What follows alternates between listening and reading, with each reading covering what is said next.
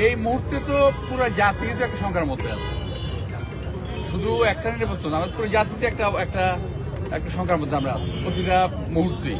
ডেকোরেটরের যারা কাজ করতেছে, মাইকের কাজ হচ্ছে, ডেকোরেটরের কাজ হচ্ছে।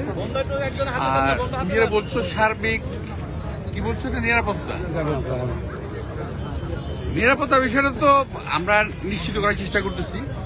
সবকিছু তো আমাদের হাতে নাই। তো আমাদের ছেলেরা রাউন্ড দ্য ক্লক এখানে আছে, কাজ করতেছে।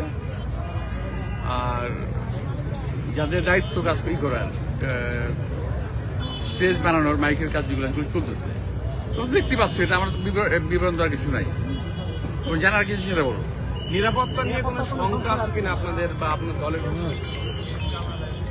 এই মুহূর্তে তো পুরো জাতি তো একটা সংখ্যার মধ্যে আছে, শুধু একটা নিরাপত্তা না, আমাদের পুরো জাতিতে একটা একটা একটা সংখ্যার মধ্যে আমরা আছি প্রতিটা মুহূর্তেই।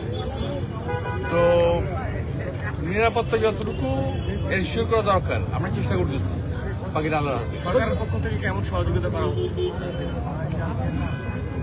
সহযোগিতা কেমন করা হচ্ছে বলতে পারবো না, তবে অসহযোগিতা নেই।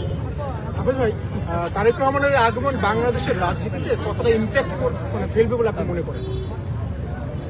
তোমার কি মনে হয় যে আমাদের অ্যাক্টিং চেয়ারম্যান আসাটা রাজনীতি ইম্প্যাক্ট হবে না? অফকোর্স রাজনীতিতে একটা ইম্প্যাক্ট তো আছেই। এটা দেশব্যাপী এটা নিয়ে একটা আলোচনার বিষয়বস্তু এখন তারেক রহমান সাহেবের আগমন। এটা তো ইম্প্যাক্ট তো অফকোর্স আছে। এটা লাখো মানুষের সমাগমের একটা পরিকল্পনা হচ্ছে, এত মানুষের আমরা কোনো পরিকল্পনা, শোনো, লাখো মানুষের সমাগমের পরিকল্পনা আমরা করি নাই। যদি লাখো মানুষ সমাবেত হয়ে যায় সেটা তো আমাদের কিছু করার নেই। এখন অ্যাক্টিং চেয়ারম্যান আসবে, দেশে মানুষের একটা জাগরণ তো আছে, সেই জাগরণের প্রতিফলন এখানে ঘটবে এটা আমরা আশা করি।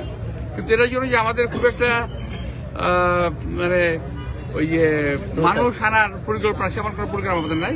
তবে আমরা আশা করছি যে এখানে মানুষের সমাগম ঘটবে স্বতঃস্ফূর্ত। এটা আর কিছু আর কিছু ভাই, অনেক কূটনীতিক ভবনে